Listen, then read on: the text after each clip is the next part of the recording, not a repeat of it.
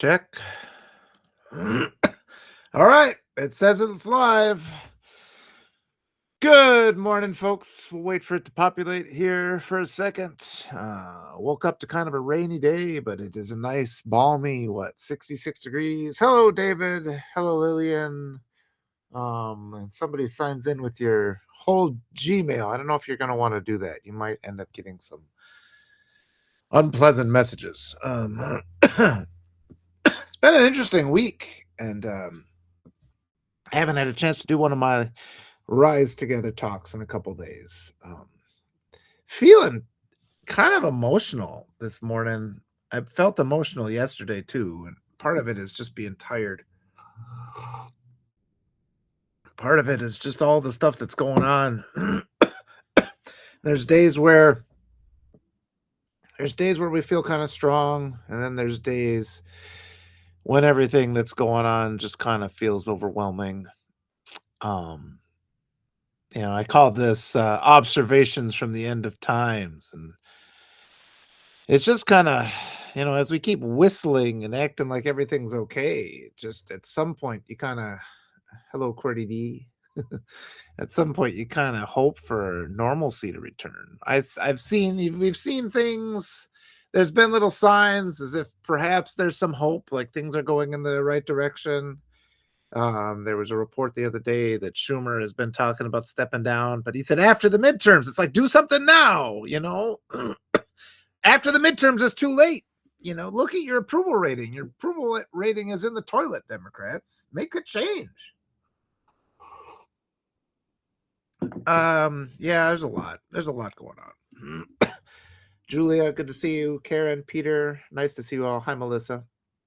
One of the things on my mind is my wife hasn't had a chance to go back. Last Easter, she went and visited her family, so it's been a year since she's been home, and this was last Easter in Peru. And when she came back, they held her for a while, and she didn't tell me about this until like a month later. We were planning our family trip for last summer, and she finally confided that that's what happened, that they kind of took her aside and questioned her for like an hour, and it left her kind of rattled, and she didn't want to tell me about it. And then she did tell me about it, and ultimately we decided, she's like, I just don't want to go again. And but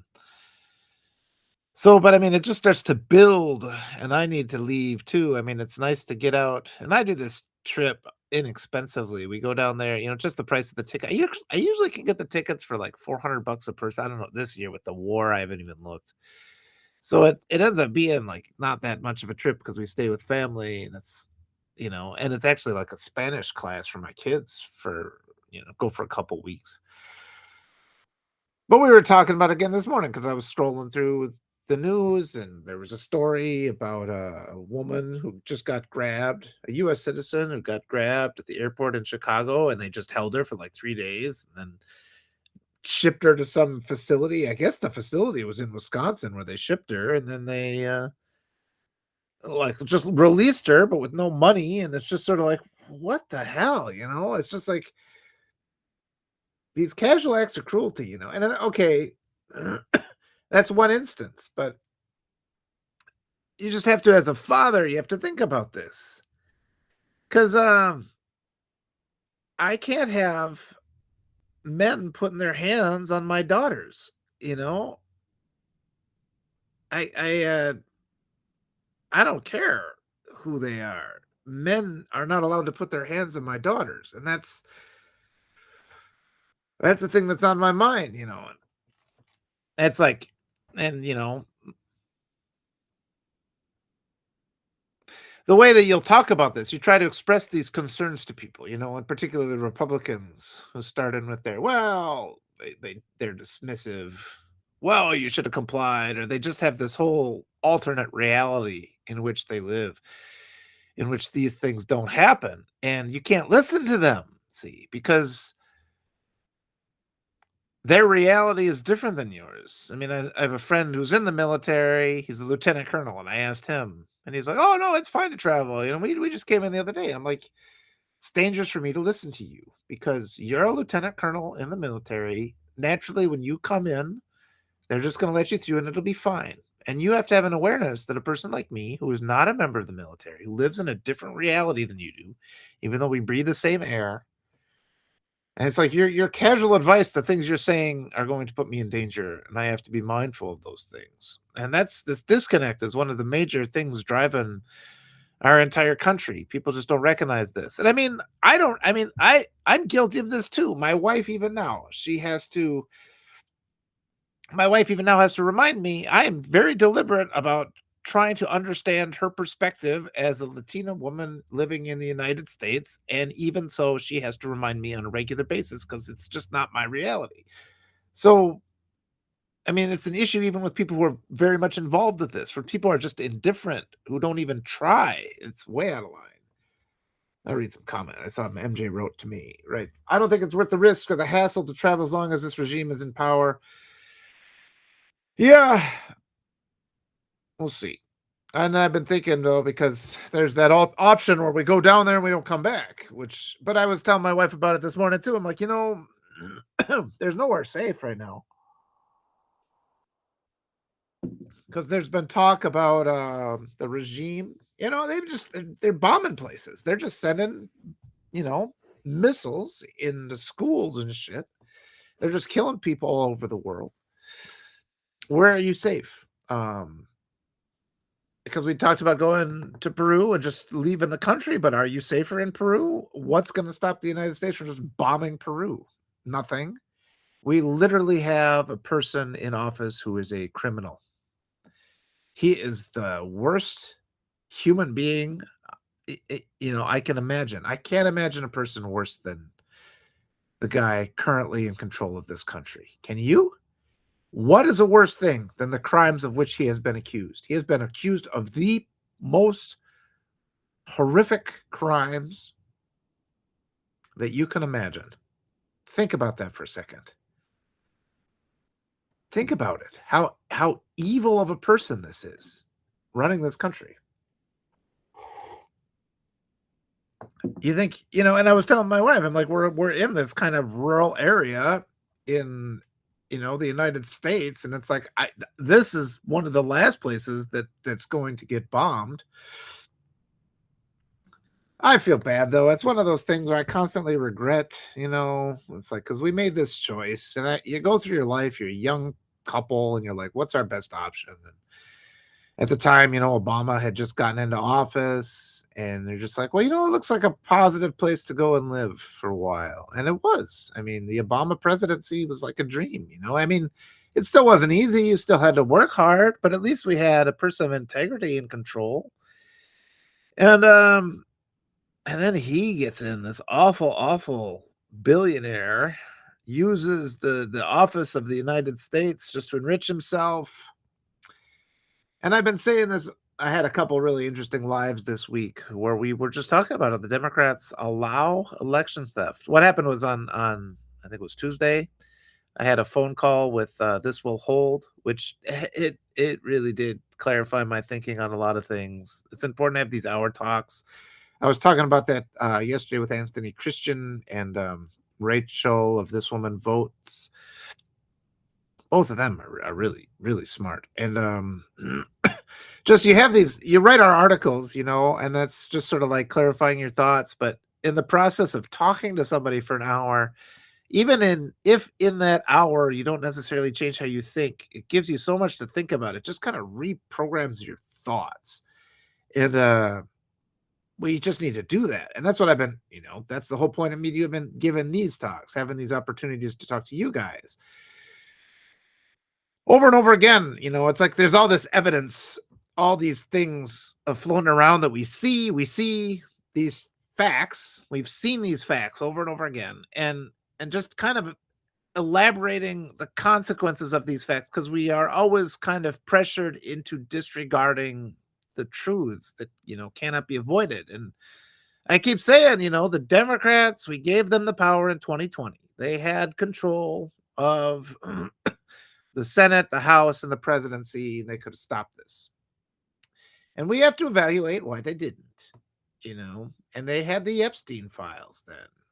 They had all the information they need about the insurrectionists. They could have, and it's just like, This monstrous human being in the Oval Office, he's been the target of investigations for decades. And we just really have to sit and spend some time contemplating the implications of the fact that he was allowed to get into this position of power. Hi, Lefty Prof. Good to see you. Lefty, if you want to jump in one of these times, yeah. I know that feeling. If you want to jump in and chat, we can do that. I keep mentioning you want me to invite you on, Lefty Prof. Otherwise, I can just kind of keep doing my thing. Sometimes people aren't camera ready when I surprise them with these invites, but all right. Yeah, having a rough morning already. Yeah, I hear you. And one of the other things too is, and I keep bringing up that yesterday we had this really wonderful talk, and it clarified a lot of things for me with Rachel, with This Woman Votes, and Anthony. And Anthony was saying, it's like, oh, well, the Democrats have to get on board with their. All right, thank you, Lefty. And Anthony said the Democrats have to get on point. It's like, he says, why is it that I had to go and look up how many times the Republicans didn't allow the vote to fund TSA to go through? He's like, why aren't the Democrats so ineffective at spreading that message? And I'm like, you have to clarify your thinking on this, because you're making the assumption that the Democrats don't know this, and that's why you're getting frustrated. And remember, every time you get frustrated, it's because you're making an assumption. You're doing some sort of a wishful thinking thing, and people aren't living up to your expectation of them. And if you find yourself frustrated, at some point, for your own mental health, you just have to reevaluate what you're assuming. And people get really touchy when you do this. But this is how manipulation, this is how abuse functions. Abusers force you to disregard the truths that are right in front of your eyes, And that's why we have these conversations. That's why we validate each other, because we are slowly peeling away these layers. Lefty says, yes, they aren't carrying the message because it's not what they want. Right. How do you lose an election to a convicted felon and a rapist? You lose because you comply with the expectation that you will not talk about the true crimes of your opponent. Why would you do that unless you yourself are also corrupt? You yourself have something to hide. And I keep talking about Blue MAGA, the element within the Democratic Party that enables the fascists and has no intention whatsoever of opposing them. Yeah. Yep. And because you want the same thing he does. And so I was talking about Anthony, and it's like, this is where I've been saying, and you guys have been so supportive and helpful. I really appreciate you. I really do. Oh, there's Libby. Good to see you, Libby. This is my spontaneous come through some ideas talk where I just kind of get my thoughts in order. But feel free to leave questions and I'll answer. But this is why I've been interviewing these progressive candidates, because the progressive candidates are actually willing to listen, and the progressive candidates will come together and have a unified message, a message that would be effective and will help them win. And we have to keep doing that moment. Later on today, I think it's going to be on Substack. It's not clear, but I'm going to be talking to the person who has organized the Courage candidates, and they have like 100 different congressional candidates running. Yeah, anytime you talk about the end time, I'm in. Yeah. Oh, man. We got so much up against us right now. So just be strong, people. Yeah, but I'm going to be talking to these Courage candidates, and that's exactly what I want to say. It's like, look, we just need the Democrats to come together, and or if not the Democrats, a new group of leaders, because even now we're seeing a lot of these challenges and primaries who, just because they're kind of new to the scene, they're not using the language that they should be using, and we just have to spread this message. Anthony and Rachel were absolutely right yesterday when they said, look, we have to have that messaging that will get attention, like messaging like stop billionaire welfare. That sells no matter where you go. The reality is, in the United States of America, billions of dollars of our taxpayer money go directly to billionaires. They've done nothing. We constantly bail them out. That pisses people off. If you want to appeal to moderate Republicans, talk about that.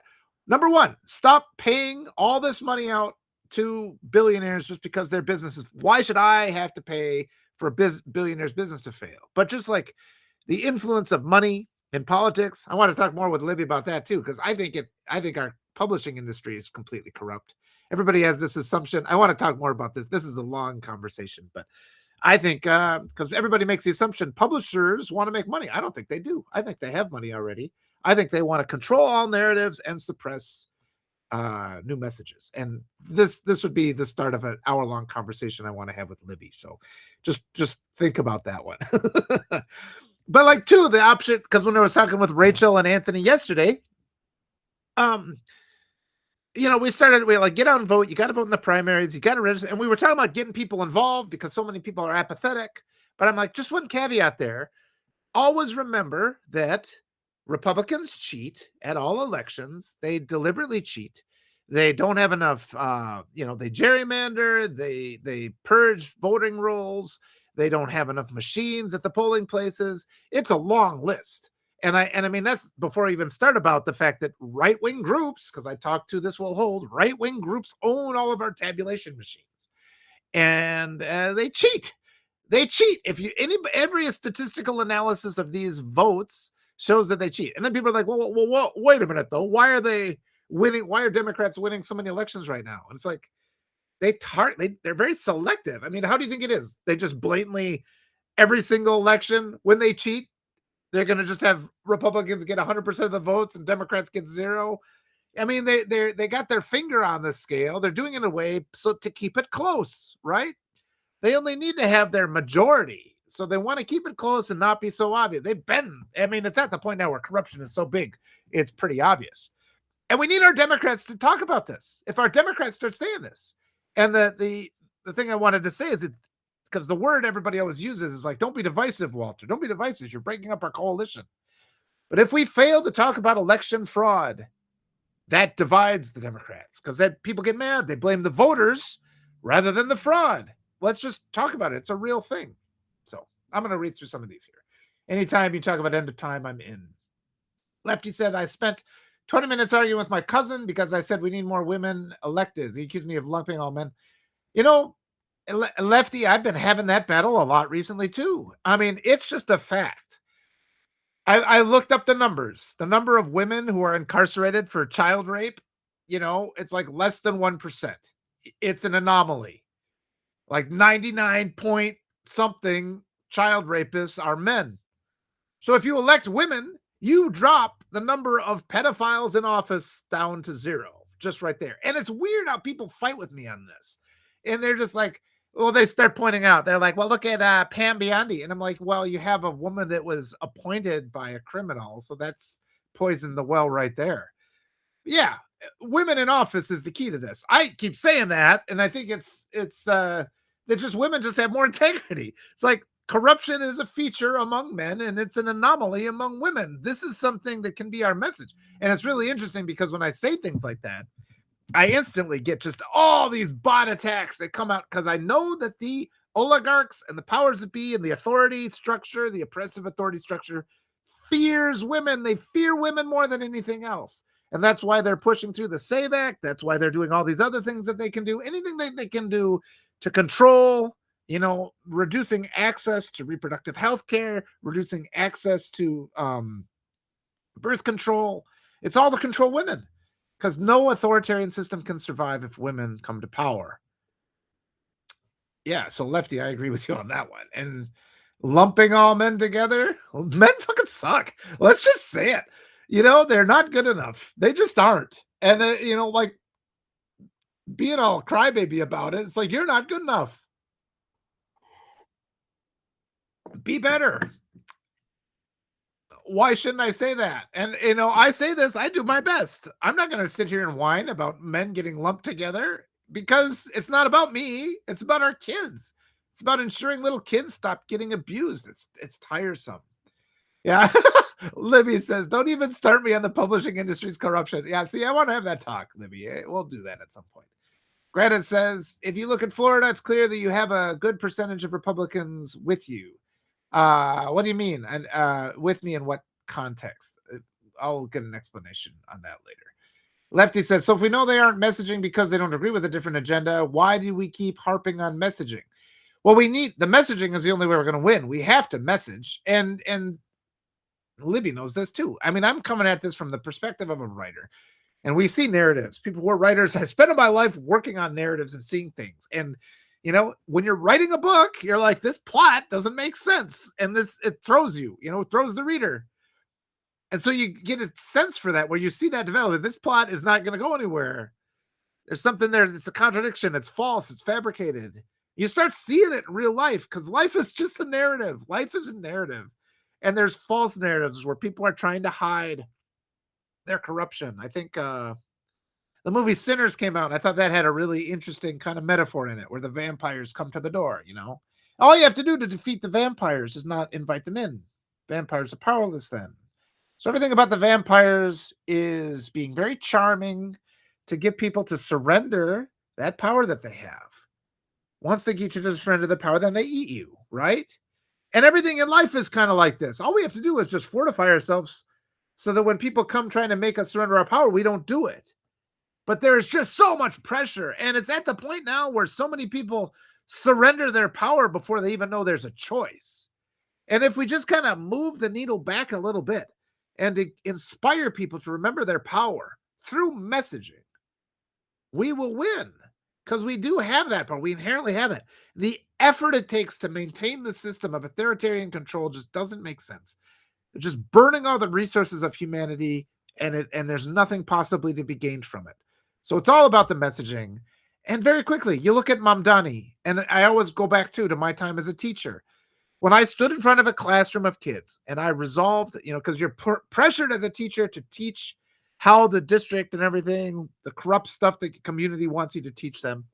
When you just are like, you know what, I'm going to be real, you just make that decision. And just in making that decision, making that switch in your mind, the students start to listen. They settle right down. They're like, okay, he's being real with me. They notice. You can't fool all the people all the time. And the more we just kind of resolve and fortify ourselves and remember that, and we don't succumb to despair, and we allow ourselves to speak the truth that we know to be true, and we signal the crimes that we know are crimes, you watch these bad guys. They push you off it. I watched a video the other day where it was a great video. People are too inclined to let people off the hook. And this is that humiliation topic again, Lefty. It's good that Lefty's always brought that up because that requires a lot of clarification what I mean by that. So this was another example that'll add some clarity. I saw a video where this guy comes on and, it was like some progressive interviewing MAGA. And the MAGA's like, well, Biden ruined everything by letting all these immigrants in. And the guy's like, how? And the guy's like, well, he just did. And he's like, how? What's the process? How? And it took him like 20 repetitions. How? And then the guy's like, well, he's like, did he load him onto a plane? Did he fly the plane? How did he let him in? And finally, the guy had to admit, he pushed him until he's like, okay, I guess I don't know about that. He's like, there. That's what we need, that admission. But we're reluctant to push people into that position where they have to publicly admit they don't know what the hell they're talking about. And we have to overcome that because so many of these arguments that we live beneath are built upon a false foundation where there's an assumption that's absurd. And then they built a tower on it, right?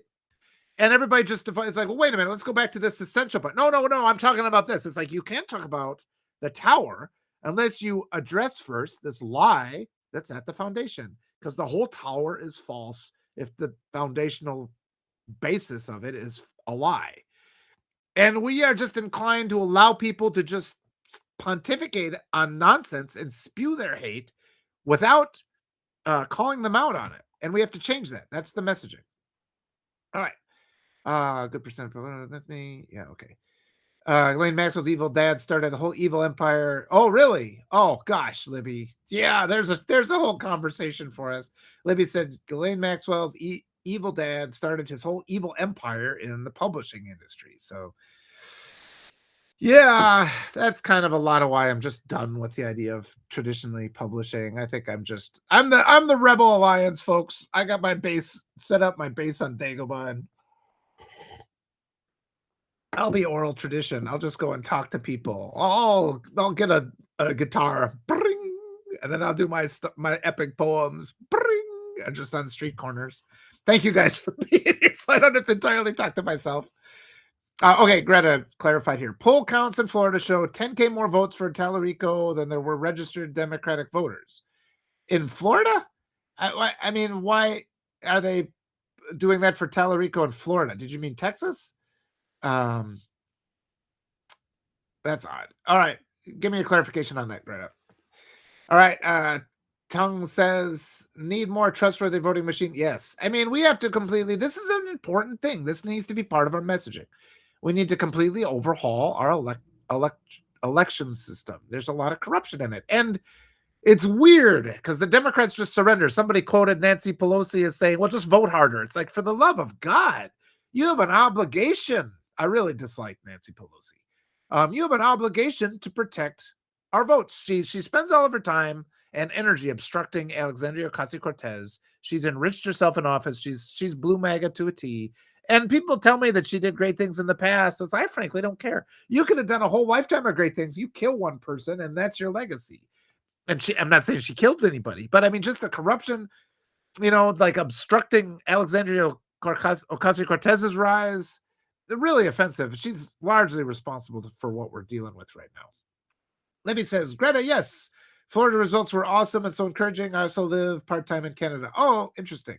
Well, are we talking about, okay, the Florida, because I know there was the Mar-a-Lago district. We just had a Democrat win, so that's good. Florida is completely corrupt. That's and a lot of these red states, like the corruption in the United States is different depending on where you go. Places like Texas is awful. I got to talk with Lisa Hamline again, one of the state organizers in Texas. And don't get me wrong, I always want to emphasize, I talked to all these Democratic organizers and they're doing wonderful work. It's the state level people that are, the lower down the chain you get, the more important those people become. They get paid less. And this is an important thing to remember too. It's like there's all these really, really important jobs in government that don't pay enough to attract the best people. And, like what does a school board position pay? That's the most important job. Please, people, run for school board. But then they elect the superintendent, they have all this power over your kids. And so we've seen where the right always has like this endless amount of money. Like hate groups always have endless amount because they're cheaters and they have corrupt people. They steal and drug dealers always have a lot of money because they have absolutely no morals, and they've inherited the fortunes of slavery. And they then are able to just pick. We came up with this when we were talking with Rachel of This Woman Votes the other day. She was talking about how they have their development pipeline. What's his name? Mark Wayne Mullen, the next guy who's going to be, and Fetterman, that Fetterman voted for, that traitor Fetterman. But, he's like a plumber. And then he's like, oh, he's the next superstar of the conservative movement, because there's this conservative rich think tank that just funds these guys. They put them on TV. They kind of build them up. They try to normalize them over years. Then they put them in charge of this thing. And they're like, oh, go kill people. And then the guy goes and does it. And then that's the guy who takes the fall. And then the think tank remains there. So we got all these pawns within the conservative party. They just keep bringing them along, Marjorie Taylor Greene, she outlived her usefulness. They get rid of her. And it's just that this constantly happens with them. Meanwhile, among the Democrats, we have our up-and-comers like Alexandria Ocasio-Cortez, and the establishment obstructs them because they just don't want that any kind of shift to the left. These are just things we have to recognize. Yeah, all right, so let me keep going. It's all men until it's absolutely lefty prof, and that's the thing. It's like I do the best I can. I try to be a good dad and a good husband, and I still say men suck. Men suck. And it's just like, it doesn't hurt. I don't need somebody, well, everybody except for you. I was like, it's not about me. I'm worried about these kids that have to deal with these just appalling men. And I see these appalling men all the time, and they're just these cowards, these insignificant, just inept. They have no comprehension of the pain they inflict. Just hard words. Like I've been around, and like during basketball, and I mean the majority of the dads are great in my daughter's basketball team, but every now and then one of them will just make just kind of an offhand statement, and it'll cause me physical pain because I see how much pain it causes and it's just something they say, and it's just that wince moment, and it's like, stop doing that, please. And I guess it's hard to just explain how do we change that, but I mean, we just have an overall in our culture this impulse to just not care about how people feel or pass over when we cause pain. Like, well, let's just pretend that didn't happen. It did happen. It happened. You have to be accountable. ongoing discussion there. Yeah. That's a survival strategy for women. And yeah, I'm raising my daughters to be powerful. Libby says, LOL, I know so many wonderful men, but yeah, as a demographic, they got some splaining to do. They do. And we just have to call them out on it. But it's like, and it's really interesting though, because we've been talking about messaging, and it's called a thought terminating cliche. When you're just like, men suck, and people are like, well, not all men, and that derails the discussion from something productive. Let's see some hearts. I haven't seen too many hearts. I'll do it myself to get them going. The hearts help. That gets a few more people involved. Plus, I just like seeing the love. That keeps me inspired. There they are. There's some more. So thank you, folks. Yeah, but it's called the thought terminating cliche. So you don't have to listen to that. You don't have to have nuance.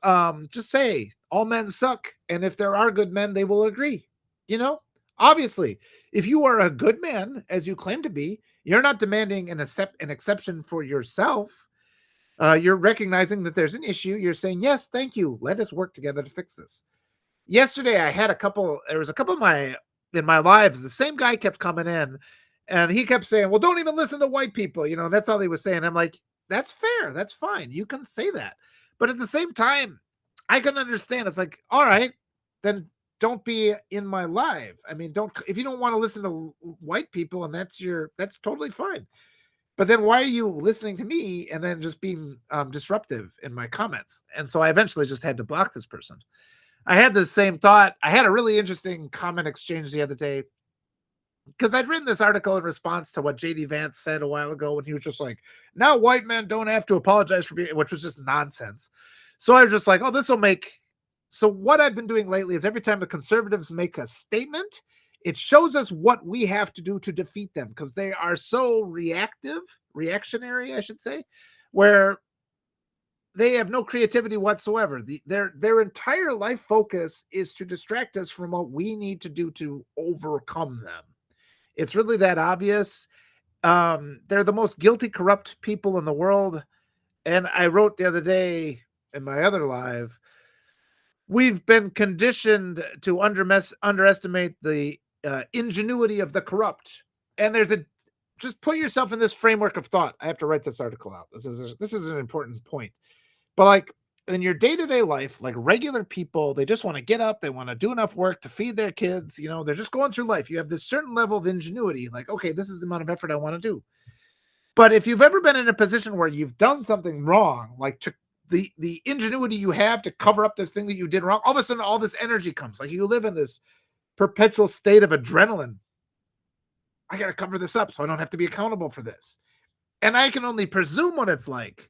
But you've read the stories about murderers and people who've committed crimes and just the lengths they will go to hide the fact that this happened. And then these conspiracies and the intricate cover-up becomes bigger and bigger and bigger to the point where it's like, oh, in order for me to cover up my crimes, I have to completely rig the U.S. elections. And to do that, I have to, betray the whole nation, and I have to corrupt education in the country. Like the ingenuity of the corrupt. We don't recognize how awful it is. And it's running from that fear. And so I'd written that article because they were saying, oh, white people don't have to apologize. So I'm like, I'm going to write an apology on behalf of white people because that's going to piss off conservatives. So I wrote it. And one of the comments was this person, and they were like, wow. And I knew I was going to get, I was kind of waiting to see what kind of reactions I would get. And Allison Wiltz, I was waiting for her. And she's like, thank you, and Zuri Stevens, they were just like, good. But then I got from people that don't know me as well, because it was one of those titles that I thought could provoke a hostile reaction because you get so many of these fake allies out there who are, they're just trying to be sensational, but they end up causing more harm than good. And so I got somebody who comes on, and he's just like, well, you need to be doing this and this and this. And I'm like, well, here's what I am doing. And they're like, well, that's not good enough. And I'm just like, oh, I agree. Okay, I agree. And it was one of those things where it was this frustration born of having been confronted with this all before. And it was one of those cases where I could have done the wrong thing and just like, started swearing at this person and gotten into a fight. And instead, I'm just like, okay, I get it. It's like, I'm not asking you to say I'm doing enough. I don't need that. I'm just going to continue to work until this is solved. That's fine. You can keep holding me accountable. At the same time as that, I can't necessarily put myself as the focal point of just ire, like all ire against, for every injustice in the world. I need to tap out from that every now and then. But on other instances, yes, I can listen to somebody, and this person eventually just stopped responding. So I'm like, okay, I guess that's good. It didn't become hostile. They said their thing. I kind of absorbed it and listened to it. Tried to answer the best I could, but I mean, it's not like I can convey everything. And yeah, like Lefty Prof said, until it's fixed, we shouldn't be handing out awards, right? It's like, until it's fixed. It's like, that's like somebody gives a starving kid a soda cracker and the kid dies anyway. And they're like, well, I should get a pat on the back for giving that kid a soda cracker. And it's like, you didn't do anything. The kid died, so you don't get any praise. Ongoing complex problems. All right. Yeah. Greta says HuffPost reported the election results show more votes for Democrat candidates than registered voters. Where? Yeah, I still don't get the Tallarico thing, because you mentioned Florida before. So keep going with that. Libby says, Walter and I might be biased since we use story all day long, but from my perspective, story is what makes it. Absolutely is. It absolutely, and you're right. And I think we're wizards, and I keep thinking that. Like, you spell to make a word, you spell it, so we cast spells and there's power. And I've seen it more and more as I've gotten better, and it's been in the last couple of years, but you can program people's thinking. And I've had a couple of things my wife was saying, because she listens to these podcasts and it just helps you. It's like, this is what I think is happening. And so she'll get into a situation where she's with friends and she'll say, well, this, and she'll just kind of repeat something I said, and it'll cause the room to go quiet, because people just aren't used to hearing unvarnished truth. They're used to hearing sanitized truth that comes through our oligarch media and big publishing, which just takes the edge off of every message. We really do need to shake free of that. I said the other day how I drove my kids to Wisconsin Dells last week, and we were listening to CDs rather than the radio. And I'm just like, oh my God, because I hadn't listened to CDs in a while. And it was just like the difference between these songs that are the alternative kind of music where people actually engage in interesting ideas, and the stuff that is easily and freely available on the radio, which is it was so basic. I mean, it's hard to go back to the radio. It makes me offended to go and listen to the radio. And then it's just like, I've been in the habit of listening to the radio. I was like, oh, on the way to school, I'll just listen to what's on the radio. And it's just the same. And it programs you. And you have to make this deliberate choice to find the alternative voices, the real, authentic voices. Places like Substack are good. But even here, as I've been saying, 95% of the creators on Substack are just repeat status quo. It's really unusual. And I do consider myself kind of an exception to what you're going to find elsewhere, because I wrestle over these contradictions that I see. It's this stubborn insistence. I'm thinking that it's like, no, that is a contradiction. I cannot let that contradiction pass. I have to explore it. And I've gotten myself in trouble my whole life because of this. But at this point, at 51, there's been pressure. Oh, Walter, you should just go. Wouldn't it be easier? No, it wouldn't be easier to go along with these fucking lies. It's easier to find the truth. And it's just the passive way, though. It gets in there. And I really do. I keep saying, yesterday I talked to this woman named Annalisa Brunner, and she was, I think it was her grandmother or great-grandmother, had been at the Tulsa Race Massacre, and she'd written this book. I got to put that replay out because it was with Will Fullwood. It was so emotional. This woman was so fantastic. It reminded me a lot when I talked with Loretta Ross. And it was like having a conversation. Remember the scene in The Matrix with the lady eating the who made the cookies, like the wisdom, like the oracle. It was like talking to the oracle. And as I was sitting there talking to her, it's just like, I told her, and I hope I praised her enough. And I think I did, but she got done. She gave this like 10-minute talk about Tulsa Race Massacre, but then about just the structures of oppression that we live beneath and which are imposed upon us, and just the cruelty, and how in this society we just don't cultivate our empathy and care for other people. And then, I mean, all of this was in the context of, in Tulsa, they're just exhuming a whole bunch more bodies. They found like another 120 bodies. They're pulling these bodies up. They've been buried for 100 years right next to an overpass. So when they made the overpass, they probably just dug up a bunch of other bodies and threw them away and just didn't care. But people are still looking for that truth. And she got done, and I was just like, I just love you. I love you. And her calm demeanor, she made it seem like justice was inevitable, the way she was sitting there talking. And it almost made me cry, but it made me feel hopeful too. And I got to the end and I'm just like, I have to sit. I do have to do this yet. I have to download that podcast and just listen to what she said. Because she spoke, I'm like, your words are like poetry. They're so rich. I need to sit and contemplate every line for a while. And just in the course of an hour-long discussion, I couldn't absorb it adequately. And even so, I feel as if she transformed me to some extent, just talking to her. So I was just so appreciative of that talk. And Will Fullwood, he's been this great help to me as we kind of, and it's like, as a white person, I realize I need to talk to more Black people and to people like, I mean, I have this great advantage of having my wife in my house who is Latina. And I talked to her about the challenges she faced to see things from her perspective. But the reality is it's all just models. I have to build models because I'm always going to see the world as a white man. It's always and I'm going to receive the response that a white man gets. And for me to understand these other perspectives, it requires conversation. And so Will has helped me over the last years. We kind of navigate through what's happening. And I've tried to create models to make other white people understand the injustices, like the race-based injustices in our society. But you hit that apathy, and that apathy comes from that numbness. And that numbness comes from the fact that everything on the radio is sanitized. We don't even hear it. And we have to have people who make deliberate choices to find the content creators who are examining the contradictions, who aren't just passing over those initial foundational errors, who are examining those hard truths that rattle the whole structure of our entire society. So that was kind of a long little rant there, but I think that started with Libby. See, Libby, you have this effect on me. You inspire me to just kind of go. Plus, I know Libby will understand all that about narratives, and I'll have to extract a lot of what I just said, write an article about it. Libby says whatever people believe they will act on, and whatever actions they take will become reality. So it all begins with narrative driving that belief. Yep, and we see that so much with the apathetic Democrats who say, well, this is what the people wanted. It's like you never even made an effort to explain to the people that they could want something else. And it's because there's so many rich people who have corrupted the Democrats too. And it's all to protect wealth. The whole United States is to protect wealth. We have to completely dismantle this society. It's going to require deliberate action among all the wonderful people who have showed up for this live and in your communities. Everybody, please run for school board. That's how this starts. All right. Lefty Prof. Humans live in story lobbies. I agree. That's an interesting way to put it. That was directed at Libby. Libby says, live in my story lobbies. I love that. Yeah, it is. I was coming up with another structure too. Last night I was laying in bed, how that patriarchal mindset, you have healthy boundaries reality, and I keep talking about like the false parameters reality in which we actually live. There would be the healthy parameters reality that we could have. We have been forced into this like kind of loop, and it requires passing through a door that's a false assumption. And once you've gotten through that door of false assumption, that's the vampire saying, hey, invite me in.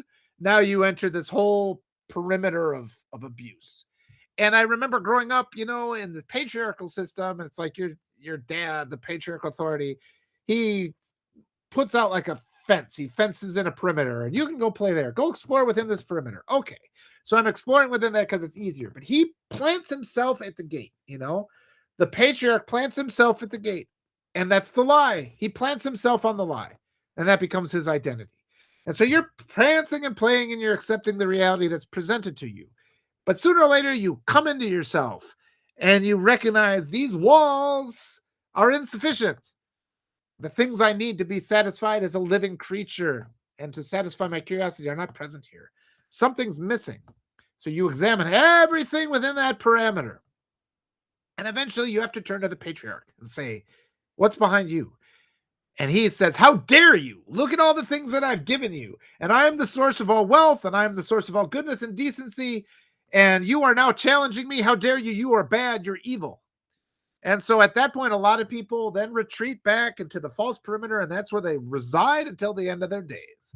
But some intrepid few, they challenge the patriarch, and the only way out is to go right into the void of his chest cavity. You peel that open where the beating heart should be, and you find a rotten, empty vacuum. And you can pass through that into the world of healthy boundaries. How's that for a spontaneous little talk? I kind of worked that out the other day, but that came out good. I'll have to just I'll have to go and pull out that transcript and publish that as an article. But that's what you have to do. And it's identity death. That's what we have to, and this is why when, again, going back to what Lefty Prophet said before, where we can't humiliate them, this is what we have to do to counter white supremacists. And that's why it's wrong when people say you will only push them, make them more set in their ways.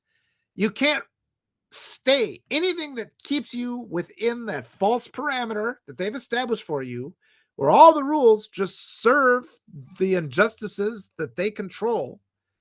Anything that keeps you there is a false direction. You have to go through the heart of the patriarch. And it is identity death for the patriarch, but not for the person. It's identity death. You have to kill that identity, which creates a false parameter. And you have to move forward into the healthy boundaries of actual reality. And then you're able to take care of yourself, and you're able to take care of your kids and have healthy relationships and develop your own compassion and inherit all the things that all living creatures have a right to.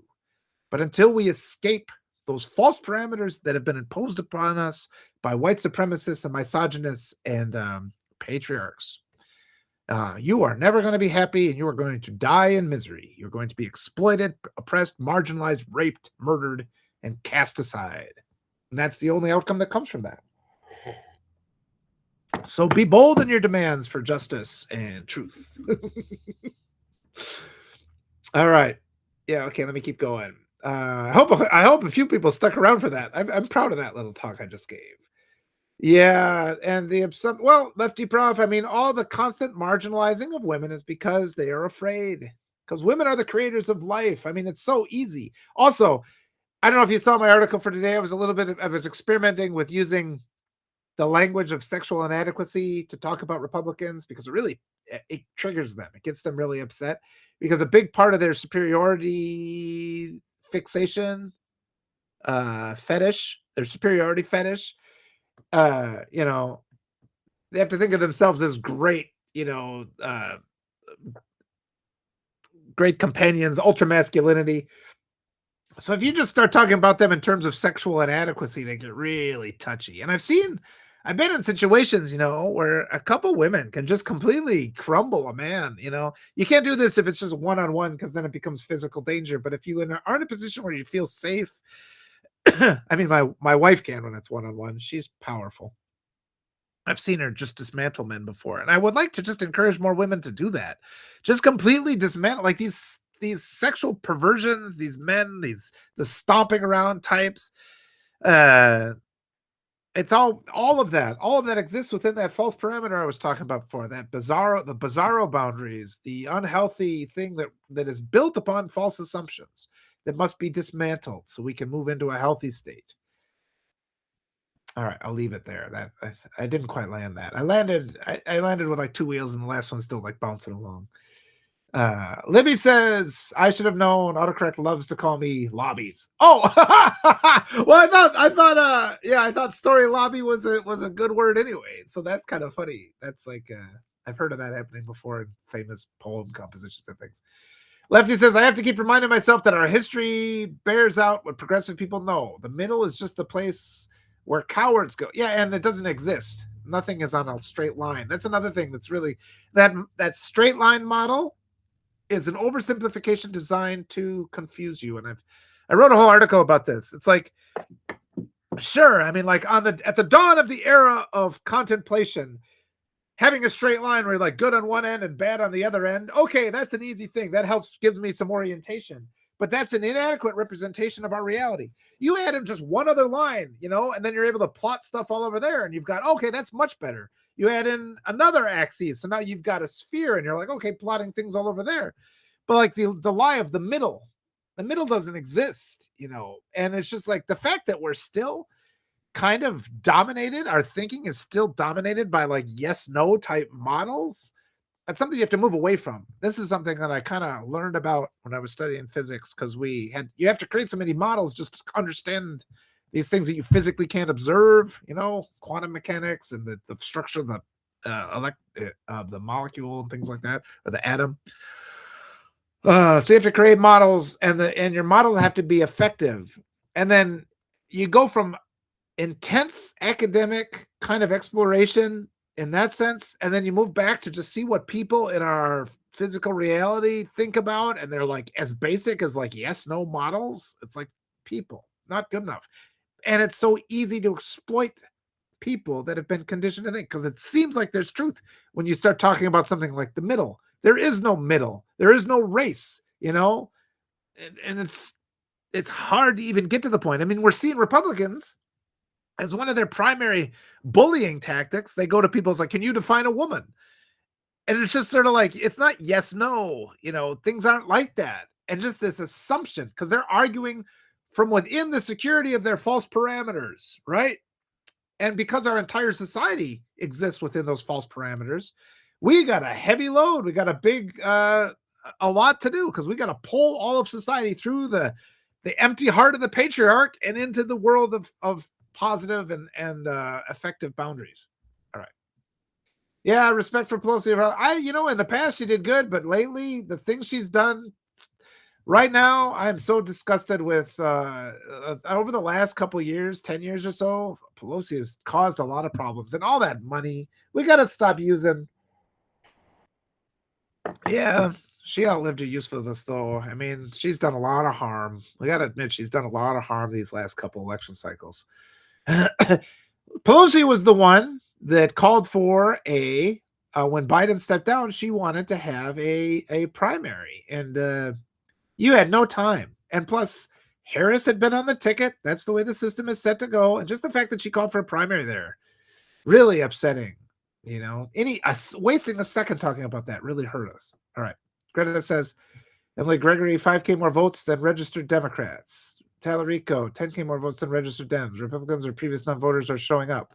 Oh, I get. Oh, okay, that's what you're saying. I didn't understand. I thought we were talking about election fraud, but you're saying that all the Republicans are voting for Democrats. So that's okay. That's good. Thank you for sharing that, Greta. I appreciate that. Boy, my brain was in 8 different directions at once, so I'm glad that you left that clarification. Lefty says, I think our impulse is toward empathy. We are hardwired for empathy. Ask me sometime about the monkey, the banana, and the fMRI. I'm not going to remember that, but I hope you remember it and bring it up. But yeah, I think people are. But I think that I've talked about this before too, how white supremacy conditioning is designed to prevent children from going through a natural process of developing their empathy. I wrote a whole article about this. The tactics that are used to crush the empathy of kids during their developmental era is critical to American ideology. It's something that is done in schools. The cruelty is just normalized. When you're passing through it, it's hard. If you have a couple good parents that teach you caring and affection, you can become inoculated against it. But it's a horrific thing that is imposed upon our kids. And that's something else we have to recognize. That's how the false parameters, the patriarchal false parameter society in which we live, the whole worldview that is all based on a fundamental lie, that's how that gets maintained. We have to take that down and move all of society into this healthier mental state. That's our job, Welcome to your task for the rest of your life, but we're getting there. Paul promised to legislate to protect and lift up children. Any legislation that harms children is forbidden always. And you know what? That's really a good point. And we're talking about the messaging. And the Democrats are failing at this already. They should be talking every day. Our society's not safe. I don't trust Republicans. Republicans have had all the time. They've had access to the Epstein files. They've not arrested one pedophile in relation to the Epstein files. I think that only can suggest that they're complicit in protecting child rapists. They are dangerous. I don't want Republicans around me, and we got to bring this to our community. Go to and be peaceful. Don't do anything illegal, but there's nothing that stops you from walking into a Republican center or whatever they're called, the Republican offices, and saying, talking to the people there. And it's like, look, are you working behind this desk? You need a different job. Why aren't you standing up? Because they are not arresting pedophiles. That's our messaging. And the Democrats shy away from this. The establishment Democrats, the blue MAGA shies away from that. The progressives, the ones that are willing to come and talk to me, they do use that language. They're starting to. Hopefully today I will be able to make more progress to get a few more of these courage candidates to be talking more about these things. Because as we talk to the candidates take it to the debate stage. If they win the primary, they take it on to the next debate stage against their opponent for the general. Then it starts becoming part of the national conversation. And we can change this messaging. We do have that power. The amount of effort it takes to maintain this false reality that is based on lies is absurd.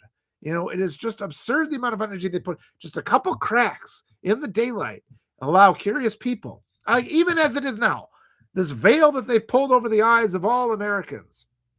There's those of you here are among those who have been able to see through it from the earliest days. I'm sure of it. Because anybody who is raised with curiosity, you cannot abide contradictions when you are a curious person. Your curious mind keeps you asking questions. You can't leave it behind. It gnaws on you. It just gets into your bones. And then you become this outcast. You're a fringe person like I've been my whole life. But at the same time, my wife and I always say we're the exceptions because we've got our kids who aren't in all kinds of trouble, and we've got our healthy, supportive relationship like nobody else has. And at the same time, as you get all this pressure, it's like, why are you the way you are? They also say, why can't I have all the things that you have? And it's like, find that pivot point, and pass through that doorway of lies, that fundamental lie that you've never bothered to question or you've been conditioned not to question. Pass through it and inherit the world you deserve. All right, let me keep going. Yeah, we did that one. Promise to legislate. Lefty says, Greta, are you saying there's something hunky? Oh, no, I think they were saying it's interesting that the more Republicans are voting for Democrats. They're going away. So that's awesome. Yeah, neurodivergent. That was that Martin guy. I blocked him. He wasn't being helpful. I'm way behind on my comments, I see. All right. Lefty says, yes, Paul, that's strong messaging because who will say out loud they're against protecting children? And yes, it's offensive the Democrats are refusing to make statements like that. Lefty Prof. Okay, Greta, that's what I thought first too. People registered independently or Red Hat are voting for Dems. Fantastic. Oh, there's Natasha. Good to see that. I had such a lovely time. What day was it? I'm already lost in my days, but I brought her in. I think it was Tuesday. Yeah, Tuesday. And then we had our nice talk with Nuts for Nick. And I had Natasha laughing hard enough where she had to turn off the camera. I was worried for a second there that I was offensive, but then she came back on and admitted she just didn't want to laugh on camera. But that was lovely. All right, it's such a nice day. Paul says it's not about who's ever going to say they're against children. It's about adding a consideration for why pursue a legislation allowing pollution harms children, fostering solar and wind power helps children. Yeah, and that's far down the line. I think we'll get there. And that's really interesting because we have to consider, and this is kind of my job, Libby's job too, being a writer, the messaging that's most effective. And just like a simple word like billionaire welfare, I think that's very effective. And getting to the point, because a lot of it too, what's upsetting is that everybody's had their empathy so eroded in the United States that even starting by making appeals to children doesn't really work. I mean, we've had mass shootings, right? For all my life. Americans just don't give a shit. They really just don't give a shit about mass shootings. So we are not even to the point where the collective psychology of the American people is even healthy enough to appeal to children. But we can start with greed. And I think by saying, end billionaire welfare. Why do my taxpayer dollars go to help a billionaire? He can mortgage his assets and then bail himself out. Why do we have to pay to bail him out? And that'll get us there. But we've got a long process. I think I agree with you 100%, Paul. I think it's going to be a while before we can get to that messaging. Maybe it'll be earlier, though. So speak out. Prove me wrong. That would be wonderful. I would love to be wrong. Good morning, Natasha. Paul understood. Yes, yes, yes. Morning, everyone else. I like you guys saying hi to each other. Lefty Prof, I always say the words are my weapons, and I try hard to keep them sheathed. I think of it as magic. I think of it as spellcasting. It's powerful. And just in this last year, imagine, we have done so much. It happens slowly. And that's the thing. That's our great strength. Because the Republicans and conservatives and white supremacists, they live in this eternal present. They only see this moment. That's like, and I keep saying, when they play chess, they put you in check. They can see no further than that. And if you can look at a strategy that they put you in check and you're still able to implement a strategy, even though it appears as if you're on your heels where they fall into your trap, then we have them. So we're back a couple layers. We can see longer. And at the same time, it's like they have, we've talked about how what we're dealing with right now is the Heritage Foundation's like multi-decade plan, and they've attacked things at the basic level. They attack school districts. That's why I say they start with the school boards. They get these inept people in that they're pawns, continuing with the chess metaphor. You have the rich, evil oligarch white supremacists who still have the money left over from the slave era, essentially, who are terrified because they don't want to have to ever work and they have no skills and they think they're superior.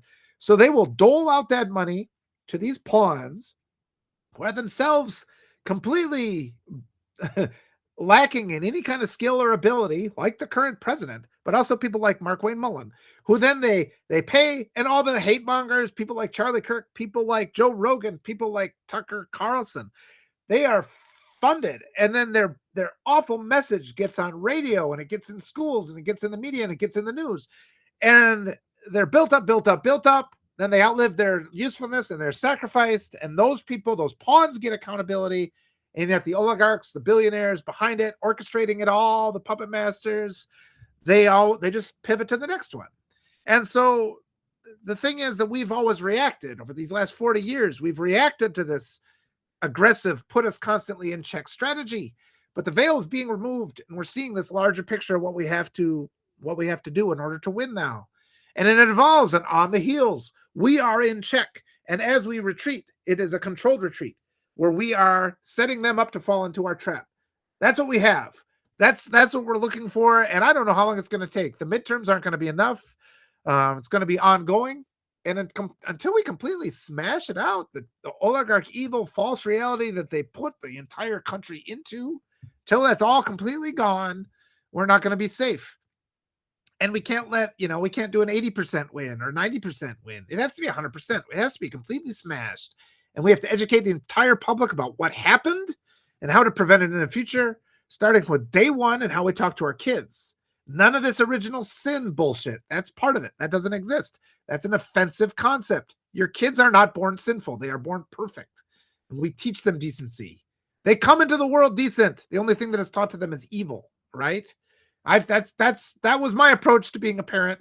My kids are perfect. I don't want to fuck it up. Not believing there's something wrong with them, so I justify the right to punish them, which I didn't do and I never had to do because they are good. All right. Oh, everybody's saying hello. I love that. The only reward I want is a just world. Yep. Beautiful. Yep. And that's it. We celebrate when everybody's safe. Perfect. Me too. Morning. You guys are wonderful. I appreciate all these lovely, lovely things. Lefty, I'm so happy to see you mighty women in here.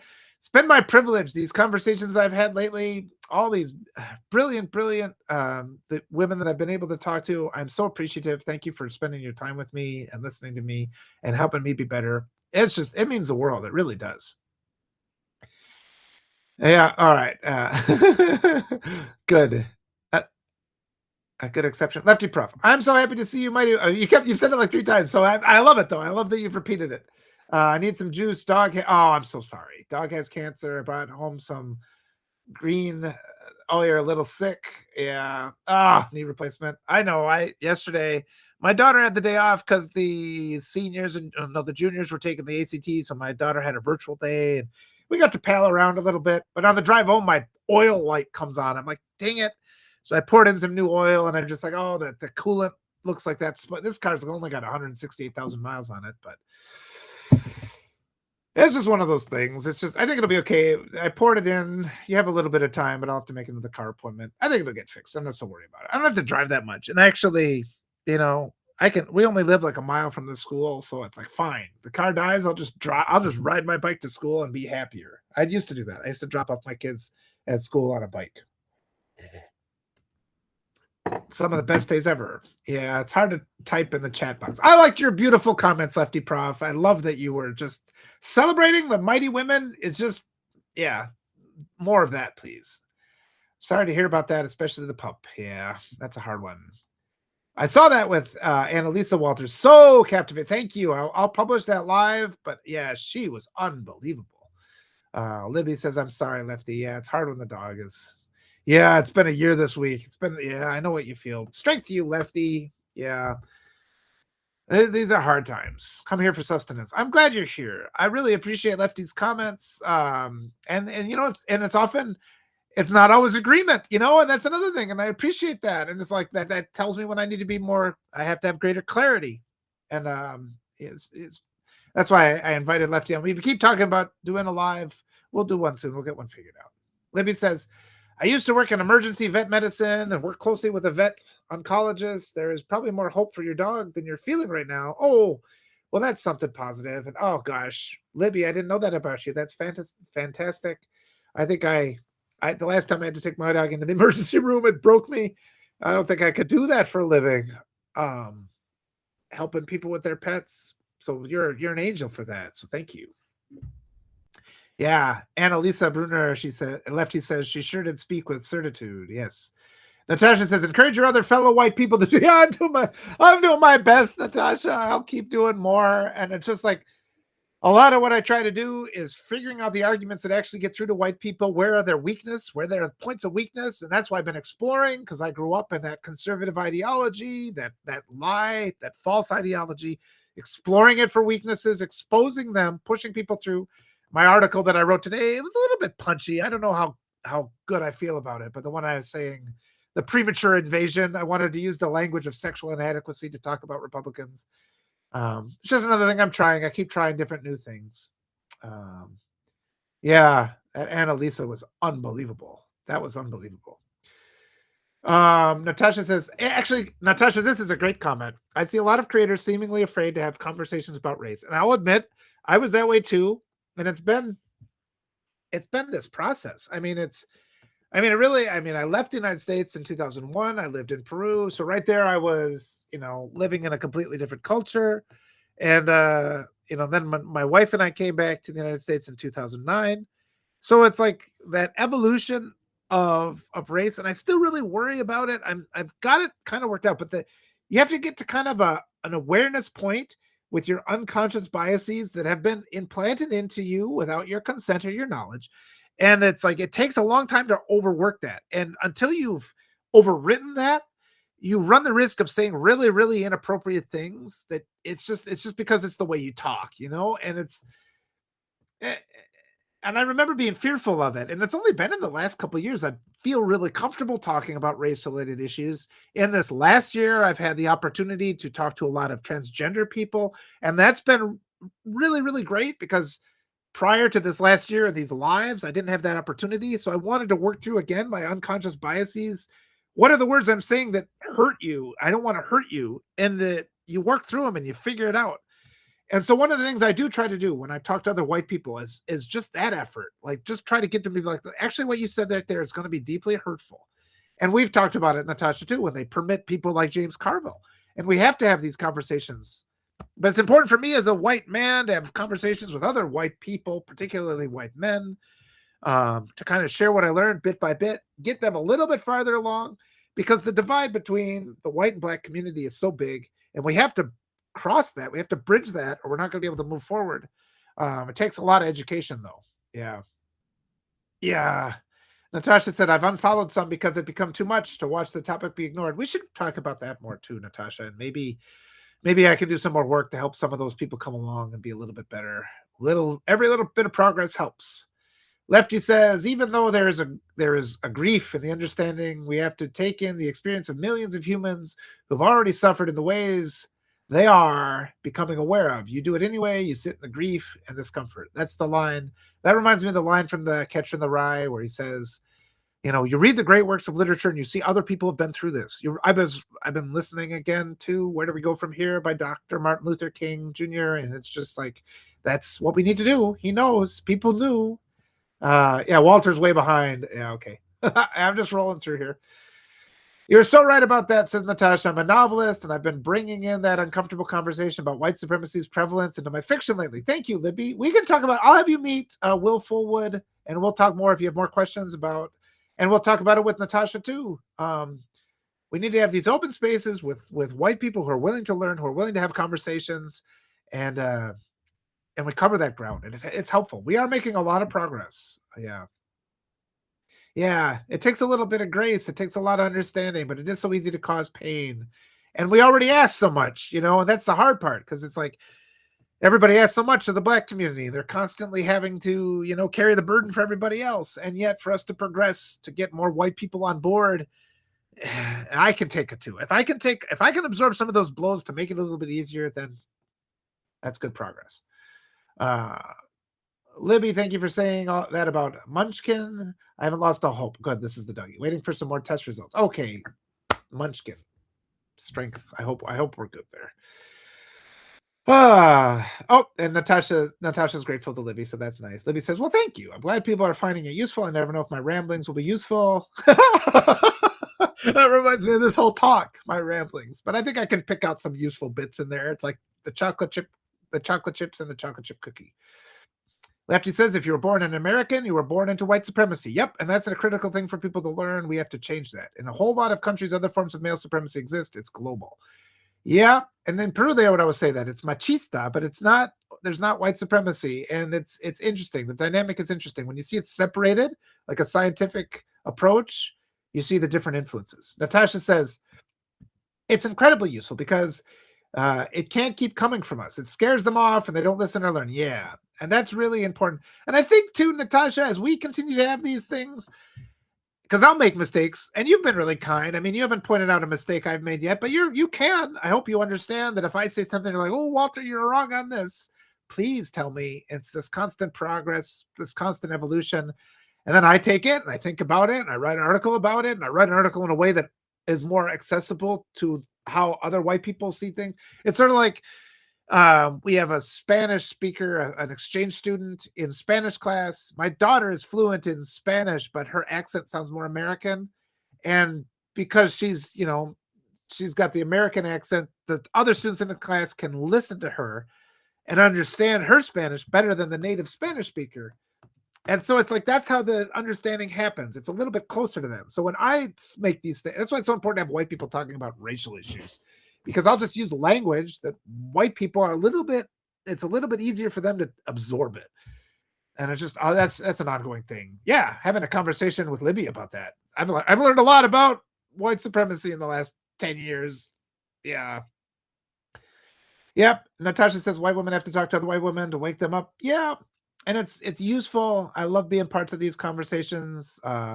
Who was I talking to with Kat and Rachel the other day? And it was a lot of, it was my privilege, and I just quietly listened to them for a lot of it. And it's just so important to have those exchanges. Yeah, you and Natasha says, I'm losing pay. Yeah, you have every right and be angry and write your articles of anger, and I'll read them and I'll do what I can to help. And yeah, the progress is so slow. This social change is like evolution, but we are making a difference. I know we're making a difference. I can feel it in the atmosphere and the energy in our whole society. And so be fortified. It's like growth. It's like you're waiting to grow up, and it's like you don't get it takes you months and you get a centimeter, but then 10 years later, you're fully grown. So hang in there. We'll keep fortifying. We keep validating each other and supporting each other and fortifying each other. I know, though, it is frustrating. Libby says, so very true. I was born into Mormonism. Oh, boy. Which is an explicitly white supremacist religion. So it's a whole extra layer of racism. Oh, gosh. Libby, we're going to have some fun talks. Yeah, just subscribe to you, Libby. Looking forward to reading you more. Well, Libby is a best-selling writer under the pen. I think I can say it. She says it all the time. Under the pen name Olivia Hawker.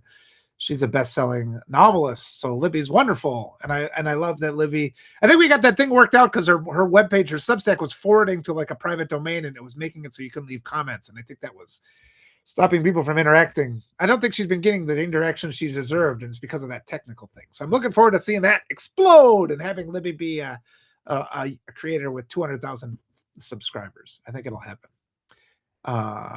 Yeah, I never just, oh God. And it's, Natasha says, I never understood Black Mormons, like why. It's an interesting thing to explore, why these things happen. Yeah. Yeah. Libby says, I can only imagine that a Black woman is losing patience, and she capitalizes Black. Excellent. I always love to see that. I'm losing patience, and I'm as white as tofu. Yeah. I got no patience. And it's on some days it's patience, and other days it's exhaustion.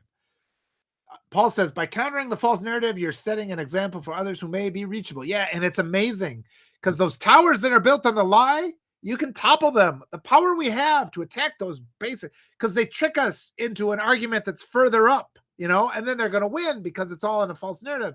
You get down to truth, and you cannot contest truth. That's huge. Jason says, funny thing to join in on. Who knows what I was talking about? Everyone has a mom. It's Rich in the chat this morning. Libby says, Natasha, I can't figure out the Black Mormons either, and there are tons of Mormons in the Polynesian countries too. Like, stop, guys. This religion hates you. I wonder how it goes. It changes as different people, as different groups start preaching the things. Maybe they take out, I don't know. Who knows? Religion as we need to be more aggressive in the crimes of religion. I'll go read Walter, your article. Yeah, I'll be interested to hear your thoughts on that, Lefty. Oh gosh, Paul says you can't even mention the little blue pill or vasectomy. I've got an article. I'll bring it up later. I'm not going to talk about it now, but I got something about the little blue pill that I always get a lot of comments when I write about it. I've been waiting to do it. Libby says I gotta peace out and make breakfast. Love you, Walter. Love to all of you in the chat. Thank you, Libby. Take care. Jason says my mom could kick most people's asses when she worked at the cannery. Plus, she'd outwit them far before she had the time for their anger to travel from their head to their fist. Yeah, outwitting people has been my thing too. I never really have to get into fights, but I got so big. I didn't get into a lot of fights when I was little, but some. Don't like it. Okay, Becoming Supernatural by Joe Dispenza, science-based. Interesting. Words are magical, and again, I try to keep my weapon sheathed when dealing with humans. I've literally bit my tongue. Once at the end of a relationship, I told my lover 90% of my orgasms were faked. She never, ever forgot. Yeah, yeah. And that, you know what? That is taking a lot of power. When you actually talk openly about your sexuality, you are seizing your power. And the conservative movement wants us to deny these truths basic to humanity. You have every right to talk about your sexuality and be truthful about it. And it's not your obligation to maintain this lie that other people need to believe about themselves in order to feel good about themselves. If your need to feel good about yourself is based on a lie, you're causing yourself harm. You need to have, if you want to feel good about yourself, it has to be based on truth. We have no obligation to support lies because of people's feelings. Agreed about Pelosi. Good. Jason said, did you know your heart energy can expand out average of 300-foot radius and interact with energies all around you? And harmonizing your heart energy can also heal you and continue to keep you healthy, can change your frequency and being light and good into your reality. I think that's a lovely comment. I was reflecting this morning how every day when I drop off my kids, I would say, te quiero mucho. It's in Spanish. And I give them a kiss. And I want the last thing for them as they leave to just be encouragement and positivity. And I know that taking that and then they go and do their coursework, they're not worried about a fight with me, and just like that heart energy, like Jason said, it's a true thing. And we have to maintain that, don't go to bed angry, don't send your wife off to work that day mad at you, all those things make such a big difference. Natasha, they literally eat their own. Sushi says, hey, Natasha. Natasha says she also supported dead Jerry Connolly over AOC. Yeah. That was, I can't think of it. The Oversight Committee, I think it was. That was just that was offensive. That was like a gut punch. When Pelosi did that, I will never forgive her for that. Agreed about Pelosi now. Her daughter is running for a seat in Cali. Yeah. Good morning. Good morning. I love it when you guys just say, and love the Baby Yoda mug. Walter, thank you. Sushi, Jen. Oh, it's Mind Heaven. Good to see you. Morning, Jason. We can call those assholes. Yeah. And just voting in people in the primaries. Nobody wants to talk about primaries. Even independent media doesn't want to talk about primaries. The Democrats sure don't. That's our power. Yeah. Lefty says, Walter, I often say the red hats suffer from incuriousness, and that's indoctrinated. It's taken out of them. They deliberately make children non-curious. Conformity in public schools. That's why. It makes authoritarianism easier to install. Yeah. Color in the lines. I wasn't a big line colorer. All right. Oh, yeah. Okay. This is a good one from Neurodivergent. I got to wipe my nose. I used to hate being an outcast, and then I learned I was trying to not be an outcast with the wrong people. Yes. I always used to lean into they used to call me weird, and I was just like, better than being like you. Natasha says, we should start asking our school boards and principals and shit if they denounce child rape. I think so too. We should be showing up at those school board meetings. That's actually probably the best place to start your activism. And this is a father pride moment because my daughter just applied to be the high school representative to the school board. And when that happens, I'll be driving her to those. We'll see. They take 2. I think she said there were 8 kids applying, and I'm just so proud of her. And she takes after me a lot. She takes after mom a lot, and she doesn't take any shit. And so it's going to be good. And I think, my children will inherit the world, and the work we do now is for them. Neurodivergent says, yeah, that Martin guy came into the Time for Life chat with Beth, Sosa, Lisa, and Julie yesterday. Pretty sure he got blocked there too. Oh, good. Yeah, that guy, that was a bot. That was a weird deal. Yeah, just block those people. Yeah, I don't know. No, I blocked him, MJ. I blocked him yesterday. And our progressives entertain them. Yeah, I wouldn't call Talarico progressive at all. He is definitely an anointed establishment Democrat. So we'll see. Newsom. Yeah, Newsom. Yeah, the Democrats are trying to anoint Newsom, and if and they try to rig primaries, and this gets people all hot. But there is that court case. Bernie Sanders took him to court after the 2015, and the court determined that the Democrats did rig the primaries then, but that they had a right to because they're a private organization. So it's a problem. We've seen how the Democrats didn't support Mamdani. That's a problem, and we need to talk about these things. It can't be that they behave in the way that we denounce in MAGA, and then we're not allowed to talk about it. We have to denounce them for doing that. Yep. For all his political strength, he's for the billionaires and the tech pros. He absolutely is. Newsom's an establishment Dem. He's blue MAGA. Yep. He'd maintain the status quo. Yep. Yeah. The chat box problems. And then Neurodivergent said, talking about race got a lot easier for me after I got over my white fragility. It's a long process. It's so much stuff. It's like you have these reactions and these things that are programmed into you, these creations of sentence structures that are inadvertently racist, that trigger other people. And it just takes a really long time to get that all worked out. Natasha says, Libby is great too. She is. Oh, good to see Murphy.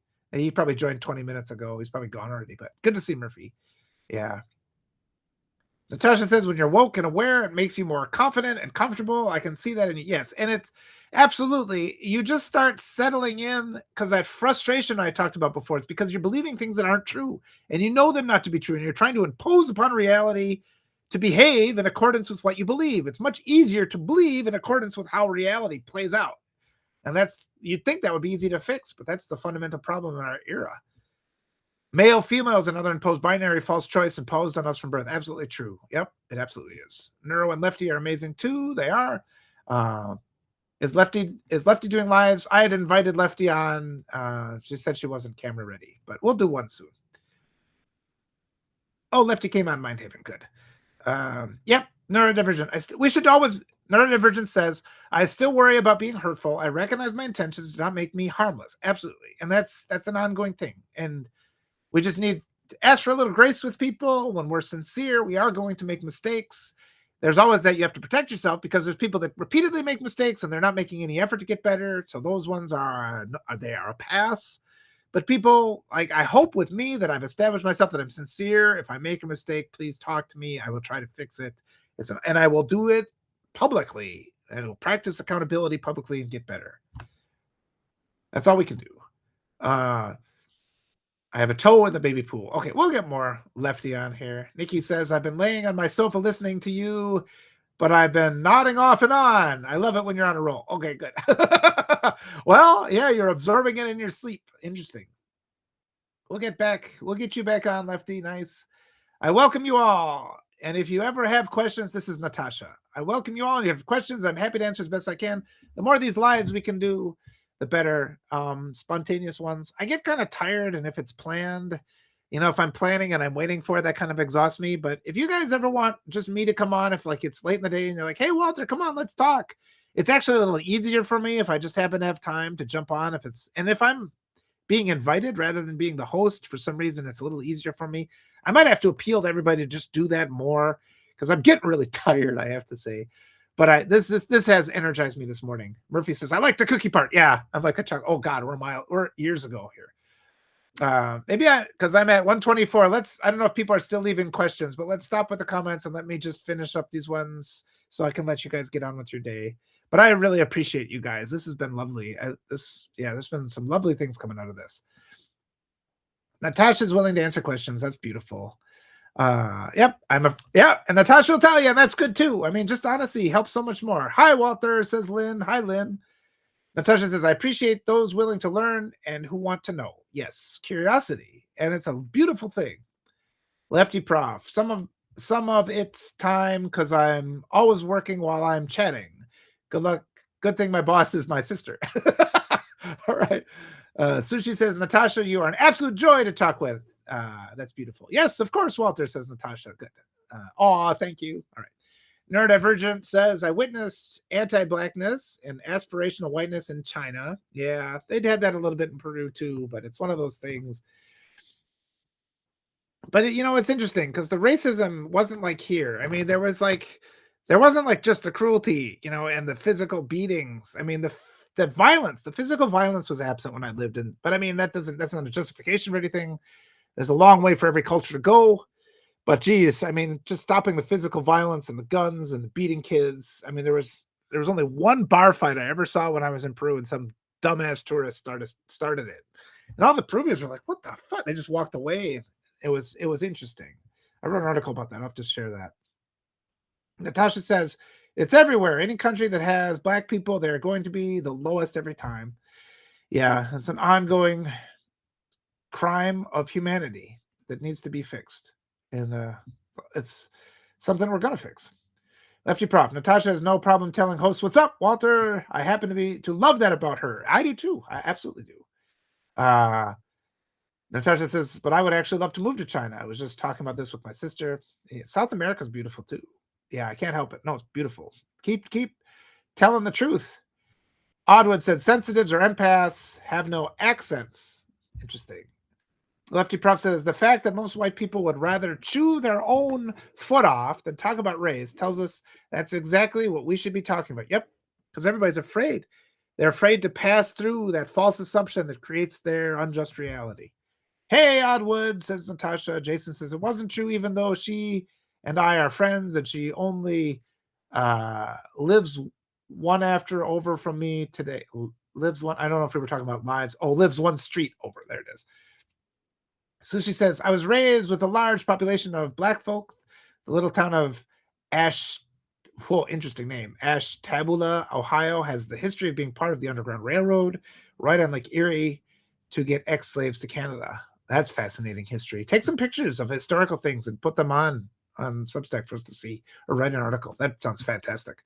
Natasha says, so true, Lefty. I broke up with my ex-boyfriend a couple years ago, friends for 15 years, because she started, my ex-BFF a couple years ago, because she started getting very weird as I started getting more vocal about anti-racism and blackness. Yeah, it's upsetting when just our speaking truth causes these fundamental rifts in our long-lasting friendships, but those are also very revealing moments. Hello, can't wait to talk about that one. That's awesome, Jen. Natasha says they have the Underground Railroad in Delaware too. Jason says, sorry about the novel. I probably should try therapy. No, I write because instead of therapy. Neurodivergent, China was becoming less hospitable to Americans in general since I was there pre-COVID. Not sure what it's like right now. Lost touch with the people there. Interesting. Yeah, I didn't see that either. That's probably why. Okay, scrolling down this week. Who used to work for me in 2000 works. Just sat and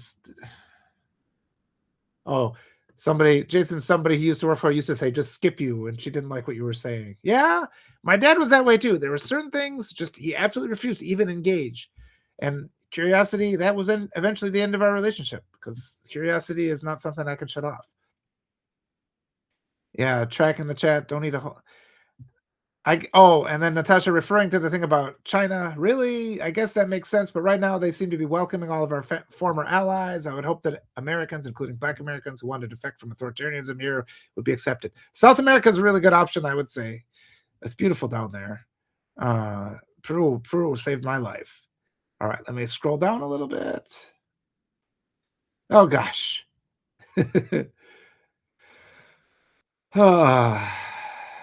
I'm going to just kind of scroll down to the end. You guys are wonderful. And Greta says, gotta go. Thanks for the energy. Thank you for being here. Yay to your daughter. Proud of her. Oh, gosh. You guys are, this is 20 minutes ago. All right. I'm going to scroll down to the end here. School board is easy. I feel like if you really just put in the work, yeah, get on. She could have. Well, she's running as the high school representative at the school board. Yeah, camera isn't necessary. You know what? I don't think I'm going to get all these wonderful comments. Neurodivergent says, Walter, I'm willing to come on and lie, but I need at least a day's notice. Okay, yeah, I understand that. Or call me in.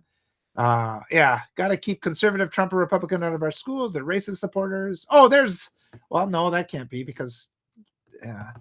I'm going to read this. Jason Gale says, Lynn was my longest and best friend who I've known since birth. His whole family on both sides are Mormon. His parents were like second parents to me and my sister, just as mine were to him and his brother as we grew up, starting in Forestville across the street from the Russian River. I can honestly say I've come through for them big time immediately in times of need or challenge and went again and again and again. I think his mom has always thought of me as the potential evil influence, pagan, godless heathen who would corrupt her son somehow, but I've proved her wrong so many times, and without making for anything return, I think she finally loves me again. Yeah, it's hard to break through when people have those false assumptions.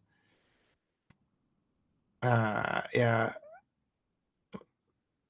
And then Lefty says, have a great day, everyone. Thank you for your energy. Thank you for opening the space. Thank you, Lefty. Okay, people have had enough. Jason, I know I'm a Mouthy Renegade. I got him started here. Yeah. All right, what does this say? You write next level poetry, Walter. Thank you, Jason. I appreciate that. I have to do that more. Yeah, South America's great. Oh, good. I'm down. Oh no, maybe I'm not. I am down to the end. Good. My sister's moved to Ecuador. Ecuador, I hope, is safe. I've heard there's been some aggression from the United States. Neurodivergence, my original goal was South America, but I ended up in China. All these places would be beautiful. Spanish is probably a little easier to learn than Chinese. I love Spanish. Renee, which part of South America, Argentina, Venezuela, and Chile are all bad right now, I think? I lived in Peru. I think, yeah, there's been some bad things happening. Ghana. Mine's moved to Ghana. Did you move because of this or that? Ooh, Ghana. Thanks for being here, everybody, and especially for the uplift. Good. I'm glad this helped you too, Paul. And that's good for I do not and neurodivergence. I do not want to talk anyone out of going to China. Overall, was an amazing experience, even from my Black friends there. Many were there for longer than me. Wait, did we talk about that the other night? No, I wasn't. I don't think. All right, I am at the end of the comments. Oh, as always, folks, you got me thinking. Oh, neurodivergence says, for me, Spanish wasn't easier, but my difficulties are more with grammar than pronunciation, but I still know more Spanish than Chinese because I spoke it for longer. Natasha says, I doubt I ever get there, Neuro, but the cost of living is appealing. Yeah, in Peru, it was so inexpensive. Their tech is super appealing. Love new fun gadgets, cars. I think so. Thank you, Nikki. It's so lovely. Yep, and they don't extradite.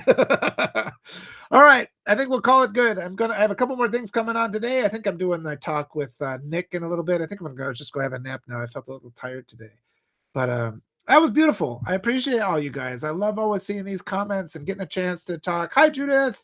Did you just come, Judith? I've been prattling on here for an hour and a half already. So always big things. Yeah. See you guys. Thank you so much for being here. I'm going to go take a little bit of a rest, and then the fight continues later on. But as always, don't hesitate to reach out. And if it's in a spontaneous live, I can jump onto some of those. Just give me a little heads up, and I'll jump on with you guys. It's easier if I don't have to plan. I can just come on and be a guest. But I love talking to you all, you guys.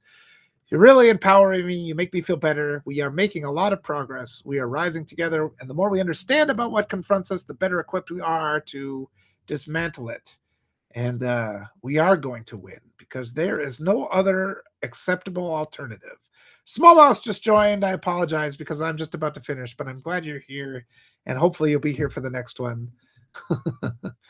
What were you freaking out about, Jason? Oh gosh, I didn't see, but I'm trying to wind down here. Well, I hope everybody's okay. I'm gonna leave it now. Thank you again. Love you guys. Take care, and I will talk to you later on today. Again at 11:30 Central. I'm talking with Nick, and then I think it's at 11:30, 12:30. I think at 1 I'm supposed to be talking to the group with the Courage Democrats. So keep your eyes out for that. All right. Love you all. See you.